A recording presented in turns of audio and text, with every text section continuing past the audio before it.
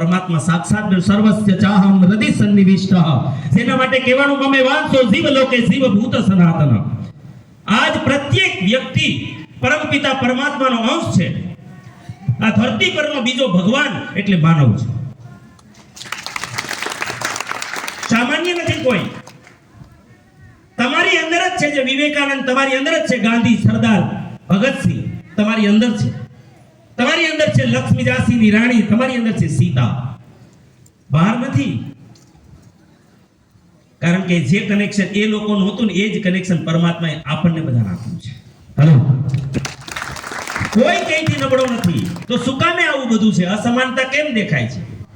આ સમાજની અંદર જેની અંદર ભગવાન બેઠો હોય એ માય કાંગલા કેમ દેખાય છે? કેમ આત્મવિશ્વાસ ખોઈ બેઠા છે? કેમ એની યુવાની ઝળકતી નથી? કેમ એની વાણીમાં તેજ નથી, અને ચાલવામાં તેજ નથી, એની બોડી લેંગ્વેજમાં તેજ નથી, વિચારોમાં તેજ નથી?